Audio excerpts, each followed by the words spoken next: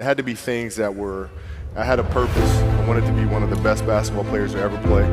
Being that I couldn't get on the basketball court, what I did was I took tap dancing lessons. No kidding. I couldn't help but say, this night is made a lot sweeter because I know you have 4 and I have 5. I'm David, welcome to Wise Vibes. Kobe Bryant is probably one of the best basketball players of all time. He was an 18-time All-Star. He won many championships with the LA Lakers. He was a father, husband, and unfortunately he passed in January of 2020, but he left behind a legacy. In this video, I'm going to share with you the 3 pieces of life-changing advice by Kobe Bryant, starting off with number 1, work on your weaknesses. So at 13 years old, I had a I had a kill list. I gotta hunt them down. Now you got a problem. That's right. I don't think I've ever said this before. Seriously. Seriously. This is gonna be fun. Michael in particular, he become my big brother. The greatest of all time. Oh, we call him Black Jesus. You're not intimidating me. We're gonna go at it. That's crazy. Yeah, man. You're about to take your shot and then all of a sudden, boom. The kiss of death. Man, my back was really spasming. How the hell do you tolerate that kind of pain? I played games with the flu. I played games with 102-degree fever, man. Powerful. Right. They all thought I was absolutely crazy the day me and Shaq got in a fist fight. Fist fight. Oh, yeah. Fist fight. Oh, I'm not backing down. Listen. Hey, dude, you got to throw me the ball. I said, man, fuck that. Get it off the rebound if I miss, bro. You told them this. It doesn't bother you. I'm fine, dude. What the hell do you want me to do? Got it. Before we get into it and kind of talk about what you're working on today and some of the mental toughness stuff here, if I was in high school with you, Yeah. outside of your game, outside you playing ball, who was Kobe Bryant as an individual and personality in high school? If we were in high school together. Much the same that I am now, actually, which is extremely curious. Extremely curious. I had a great teacher in high school. Her name is Jane Mastriano, who I'm still very close to. And she sparked my curiosity in writing. And the reason why I felt it was important at the time was not for the writing's sake, or not for storytelling purposes, but there are things in story, inherently in story, that can help me be a better basketball player, be a better teammate, a better leader, understand emotions better. So that's why I got into storytelling, actually. So it's just insanely curious, man. And, trivial things weren't going to pull my attention. It had to be things weren't going to pull my attention. It had to be things that I had a purpose. I wanted to be one of the best basketball players to ever play. And anything else that was outside of that lane, I didn't have time for. At what age did that goal become crystal clear? I made that deal with myself at 13 years old. At 13 years old? 13 years old. That's the deal I made. You were crystal clear about it? Crystal clear.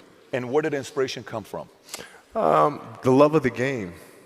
The love of the game, the challenge. Like, I would watch Magic play, I'd watch Michael play, and I would see them do these unbelievable things, and I'd say, can I get to that level? I don't know, but let's find out. Let's find out. And so that curiosity to see where I could push this thing led me down that path, I think. Led you down that path? I think so. Now, were you always competitive from the day you were born? You were super competitive? Competitive with things that I participate in. So I'll put it to you this way. So Michael is competitive in all things that don't make sense, right? Ping pong. Yeah, it's just, yeah. You know what I'm saying? So he would try to get me to play golf all the time. Mike, I know about you. I've written books report about you in elementary school. I know you started playing golf when you were in Carolina. So that means if I'm doing the math, you've been playing golf for I have not picked up a golf club.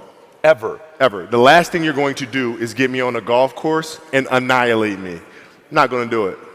You've never picked up a golf No, club? I did it one time and I was hitting 400-yard grounders.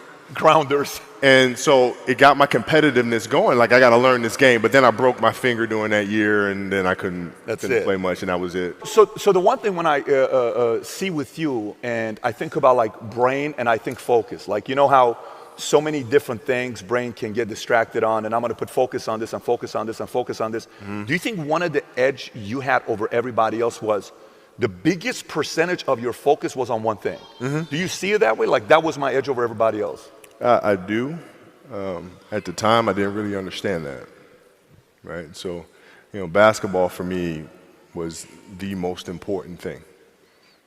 So everything I saw, whether it was TV shows, whether it was books I read, people I talked to, everything was done to try to learn how to become a better basketball player. Everything. And so when you have that point of view, then literally the world becomes your library to help you to become better at your craft. The world becomes your library to help you improve your craft, better your craft. Yes, indeed. So because you know what you want, the world's giving you exactly the information you need to become better at it. Because you know what you're looking for. Yeah. So when you sized your peers up, how'd you size your peers up? Like if you're sizing people, I'm talking you're 13 years old, you're sizing peers up, what lens are you looking through your peers? So at 13 years old, I had a I had a kill list. And so, they used to do these rankings. It was Street and Smith basketball rankings. And I was nowhere to be found because I was like 6'4", scrawny, like 160 pounds soaking wet. So I was like 57 on the list. And so I will look at 56, 55, all the way up to number 1, who these players are, what club teams they played for. So when we go on an AAU travel circuit, I got to hunt them down. Right? And so that became my mission in high school, is to check off every other person, all those 56 other names, hunt them down and knock them down. That was it. Get a target on them right off the bat. That was it. Very simple. That's unbelievable. Let me ask you this question. You say I'm one of the guys on that list ahead of you, and we play. What are you doing to get a feel? Is your mind like, are you asking, let me see if this guy's better than me in this side and this side and this side? Or are you just going saying, I'm going to kill this guy? Well, it depends what year. So like at 13 years old, I played the longer game because my game wasn't about being better than you at 13. It was to be better than you when, the chips are really on the line. So when we played at 13, I would size you up and see what your strengths and weaknesses are. How do you approach the game? Are you silly about it? Are you goofy about it? Are you good at it just because you're bigger and stronger than everybody else? Right? Or is there actually thought and skill that you put into it? Right? And when I'd play to my weaknesses. I wouldn't play to my strengths. I played to my weaknesses. Because when you're playing summer basketball, there's so many games. So there's not a lot of skill work being done. So when are you going to get better? Right? When you're playing in competition situations, you're only playing to your strengths. Why? Because you want to win. Right? So what I would do, I was work on the things during those games that I was weak at.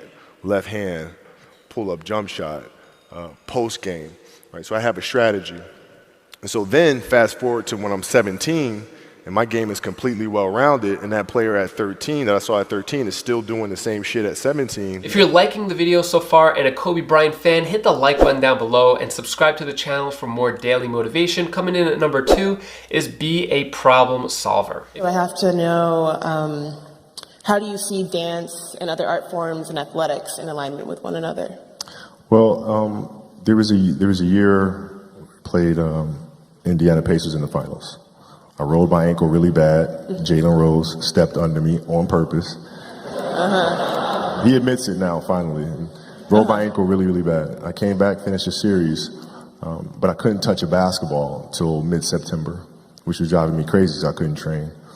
But I looked at, this was like the 10th time I rolled my ankle in one season. So I'm looking at that and I'm saying, okay, I got to address that. And so being that I couldn't get on the basketball court, what I did was I took tap dancing lessons. Okay. No kidding. I took tap, and tap was like the best training for me in the world because it strengthened my feet, it changed my rhythm and my approach to the game. I was able to change speeds when I came back the following season. I think dancers put way more strain on their body than athletes do. And I think there's a lot that can be learned from that. My daughter took ballet for several years, and I would sit there in the class, right? And I didn't know what I was getting into because I don't know anything about ballet, right? But I'm sitting there in the class, and I'm watching her get the first position, the second position, and I'm learning the structure and the rules that go along with that. And as athletes, there's a lot to be learned from that. Because if you simply go out there and perform and play, yeah, you'll be great every now and then. But if you play with structure, if you understand the rules that come along with that, the discipline that comes along with that, then you reach another level. But you guys have my respect. And number 3 is have fun. on your ass. So I can get another one. Sign a 10-day. Hey, man. Sign a 10-day with Golden State. Oh, man. You know. Would you be mad if I did that? Nah. Yeah, you would. Nah, because you wouldn't win that one in an argument. you win. 3, 2, 1. You remember when your jersey retirement, and I'm walking out, and we were in a playoff race, and the hunt and was going south. And we were walking out, and I gave you daps, said, man, I love you, congratulations, everything, and I was just, happy for you, But I couldn't help but say, this night is made a lot sweeter because I know you have 4 and I have 5. God, I don't want to do this anymore. I told you I don't want to do this. Oh, yeah. This type of duo, I don't think you'll ever see again. Never, ever. All right, we made it. Yes, sir. No crime. None of that. None of that. Hold on, we gotta take a picture. Give him 5 and give me 4.